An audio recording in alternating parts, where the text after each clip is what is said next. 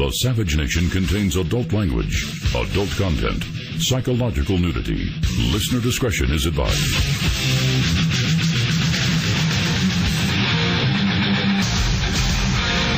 And now, America's most exciting radio talk show, The Savage Nation. Talk radio for the thinking person, home of borders, language, culture. And here he is, Michael Savage. Ladies and gentlemen, the President of the Savage States of America.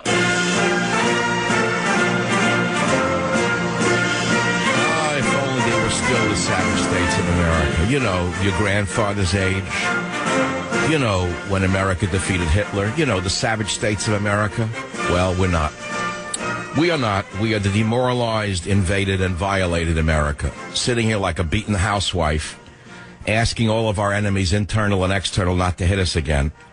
And we all pray to God that Donald Trump wins. And let's say makes America great again. Let's make it real simple for you. And Donald will be on this show in about 30 minutes to take your questions. If we get to them, I doubt it, because I have many of my own. We will only have a few 10, 12 minutes with him. Now, I do news, views, and reviews on this show. I have for years. I don't just do politics. I love politics. We're in an election year. Obviously, it's all that's on most people's minds, one way or the other. Well, there's a lot of news out there and a lot of views out there, particularly mine. And one of the other stories I want to talk about is this Chapo capture. It somewhat ties into Donald Trump.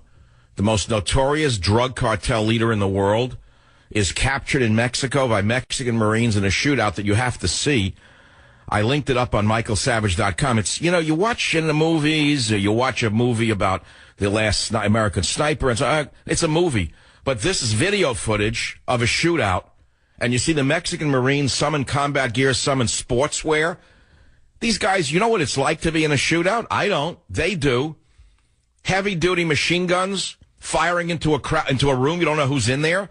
Well, anyway, they caught him, and he's going to be extradited. That's if he ever gets to the extradition point to America. And it's a big story because an American actor known to be a troublemaking, anti-American lout of all varieties, the lowest of the low varieties, set up an interview with him. His name is Sean Penn, a grandstander, and did the interview. And, of course, thought that he wasn't being tracked, but apparently the DEA was tracking Sean Penn, who led him right to this notorious drug lord. Well, hey, everyone's saying, what's going to happen now? Well, I have my own opinions as to why nothing will happen to Sean Penn, because I think Sean Penn is as likely a rat for the DEA or CIA as anything else. It's the only explanation for how he got there, how he was protected there, and how he's going to survive this, only to come out as a, let's say, all-around no-goodnik again. Another topic. Another topic in my news, views, and reviews before we get Donald Trump on the show, where I have some great questions. I suggest you text your friends or whatever you do on Facebook or Twitter, however you do it, and tell them to listen to the show in about 25 minutes now. I saw a movie last night called Joy. Now, I don't go to the movies. I watch them on TV. I'm an inveterate, crazy movie watcher. It's one of the, ways I relax. And as you know, I live in L.A. part-time, and I have some friends in the movie business. They're never going to be named because they're all conservatives in a city where there is a boycott against anyone who doesn't hate America. I got to tell you, there's a lot of actors and producers and directors down there who actually still love America, but they're living in a Stalinist camp. They're afraid to express their love for America, as are most people in the corporate and academic and governmental worlds. They're living in a Stalinist America under this left-wing fascism where people are afraid to express themselves. Thank God we still have what we call secret ballots in America. Maybe one day we'll be like Kim Jong-il's North Korea, where people won't even be able to have a secret ballot, where you'll have to prove you voted for the party leader. Who knows? So anyway, one of the movies I went to see, because I read the review on Breitbart, was a movie called Joy. It's about a poor Long Island housewife who invents, of all things, a self-wringing mop. Boring, right? Wrong. Well, it starts out slowly. It's somewhat corny. But as the story evolves, it's told about a woman's true grit, her refusal to not take no for an answer, how she overcomes every obstacle a new business owner can ever face, from people who say no to a manufacturer who steals her patents and her molds. And what it is, it's an American success story. Now, I don't recommend you go see it because Jennifer Lawrence is an all-around left-wing fanatic. But I went last night because I knew nobody would be in the theater. I heard it's a bomb. I don't know why. She's a good actress. Robert De Niro plays the father. He does a good job. Everyone in this movie is great because I enjoyed them in the last movie they were in. I loved them in American Hustle. I mean, that's why I went. I love the cast in American Hustle. In fact, that's where I heard David Bowie's song, Jean Genie, right? So let's have a little song for David Bowie, in memory of David Bowie. I'm one of those guys who lived through the 60s, and there was always, like, meanings to the lyrics in all of these obscure rock and roll songs, like by the Beatles. I never understood what they were talking about. Everyone knew what they were talking about. They were all stoned out of their mind, and I wasn't. I guess you have to be high to understand the music, but I like the music and don't understand the lyrics. But the movie Joy is something I'm going to talk about because it's the life of Miracle Mop creator Joy Magnano, who is an actual real person, who actually was that personality. And I think it's worth talking about because it shows a woman who invents a product, creates the product, builds the product, sacrifices, raises money from her family. In other words, like a small business person, anyone in America who starts a donut shop or a yogurt shop or whatever it may be, what you have to overcome. And there's no government to help her. There's no crying on anyone's shoulder when things fail. She loses it all and bounces back from the bottom. And that's something I learned when I was a kid growing up, and I'm not boasting about it. I grew up, immigrant son, and the men who made it a little bit of success in America always told us young guys when we were coming up the same story. 12 years old, 13, 14, maybe 14 years old. We'd hang around the toughest guy in the crowd. He owned a bar on the Upper East Side. Believe it or not, all the other men were small merchants, and none of them had even made it into the professional class. None of them were doctors. None of them were lawyers, of the ones I knew. This guy was a tough street kid who owned a bar in Yorktown. Well, he was the one that the boys gravitated to. We used to love to listen to his stories because boys tend to hang around the toughest guys. That's who they like. And he always told us the same story. He told us the same thing. He said, if you get into a fight, don't worry about it. The most you're going to lose is a tooth. But if you run away from a fight, you'll lose your dignity. We didn't even know what he meant, but we kind of got it. No one talks like that anymore. All you could do is lose a tooth. Well, today you can get shot and killed because it's not like that anymore. But number two, he also told us, he said, do you know the richest guys I know? And who knows if they were really rich, but the richest guys I know have all lost their fortunes at some time. But he said, kids, listen to me. They all bounced back. He said, listen to what I'm saying to you. The words are bounced back. Anyone can be knocked down and anyone can stay down, but the winners get up. They bounce back. And that's what I'm trying to tell you about today, because Donald Trump, in many ways, in his motto, Make America Great Again, is trying to tell America, get off the floor. Don't let the liberal wimps keep you down. And it's time for us to bounce back. It's somewhat related. It's an inspirational story. It's all related in my own pastiche, the pastiche in my own mind. News, views, and reviews on the Savage Nation. Phone number is 855-407-282. I don't want to really get into the Golden Globes. I watched this guy, Ricky Gervais, for a while. He's sort of Dean Martin meets Benny Hill. I don't understand why he's considered so funny, but they're good lines. Whoever wrote them for him is they're good writers. And with the glass of beer on the thing with the Golden Globes, very funny. And saying hello, all of you drug addicts. We all like that.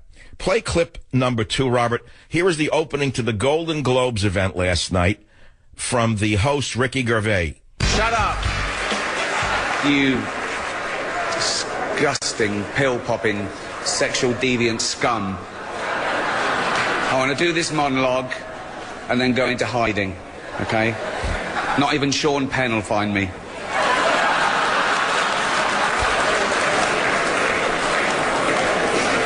Snitch. Okay, so I don't really know who he is. He's funny. He's got a great delivery. Sort of, as I said, Dean Martin meets Benny Hill. It's an original to the Savage Nation. So we're going to be in a lot of places together today, this Monday, January the 11th, 2016 on the Savage Nation. What would you like me to ask Donald Trump? Because that's all you want to talk about. I have my own questions. I may not even ask your question, but I'll tell you what.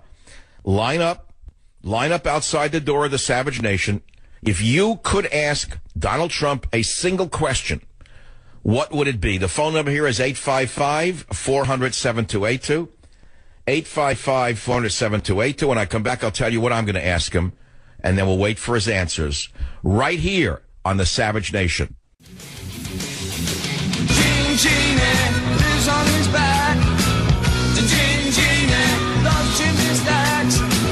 His outrageous screams. So many things that we're talking about, but we're really waiting for the main act here in the Savage Nation, and that's Donald Trump arriving momentarily, stepping off his 757 right into our studios here in the studio of our mind on the Savage Nation. I mean, you know I'm a supporter of Donald. I have been from the beginning. I was for him long before anyone thought he could win.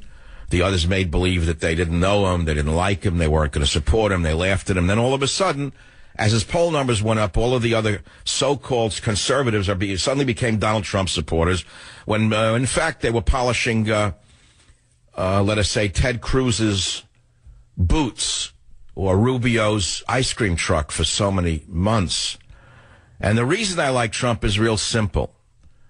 Rich, yes. Self-made, absolutely. And honest as honest can be. You don't understand this. You think that because a guy is rich, he stole it from someone. That's the opposite of the American ethos. You think because a guy is rich that he's untrustworthy. Well, usually the opposite is true. I found people who've made their own livings are generally more trustworthy than people on the bottom who are desperate. I've always seen that. I'll tell you something funny. When I was a poor school teacher in New York City in the 1960s, I remember that I voted, if I remember correctly, I was a kid. What did I know? I was a liberal. Didn't know anything. They say if you're not a liberal at 20, you have no heart. If you're still liberal at 40, you have no mind, which is 100% true, but I would change it. That if you're not a liberal at 10, you have no heart. And if you're still a liberal at 20, you have no mind, because things have speeded up a little bit. Anyone who's still a liberal at 20 is a moron altogether. What, they want to give away more of their money? What do all these billionaires love liberals for? The answer is they don't pay taxes. You think that Zuckerberg pays his fair share? Do you think that Microsoft pays their fair share? We've gone through this 100 times. The reason they support the liberal regime is because they get away with not paying billions of dollars in taxes by using the triple Irish or quadruple Dutch methodology of foreign holding companies. That's the only reason they support the Obama administration or Hillary, is because they're going to get away with more tax evasion, in my estimation. Many people are social liberals and fiscal conservatives. And by the way, Donald may be a social liberal. I don't really know that much about his social beliefs. But I will take a fiscal conservative over a runaway crazy spender printer of money like Obama, and also take a man who loves the military, which Donald does, over a man who has gutted the military like Barry has done. There's a lot of reasons, okay? Now, news, views, and reviews. I told you we were going to review the movie Joy, which I may not even get to till the next hour, by the way, but I have to review it again for another number of reasons. And then I played a piece from last night's Golden Globes, which I watched for 20 minutes. And this Richie Gervais, okay, he's a British comedian. He thinks he's droll. I get it. And for that reason, he's cool. I get it. But there was something about him I didn't like, and now I'll tell you why you're going to get it. Yes, I said it's Benny Hill meets Dean Martin. But there was something about him that I didn't relate to, no matter how good the lines were.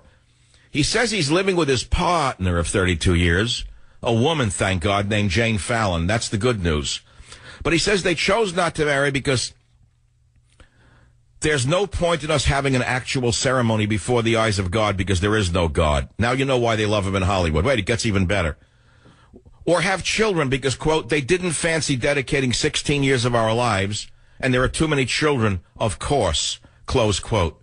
Put an X through Ricky Gervais, and now understand how you make it in Hollywood, a land where God is dead and children are even more dead.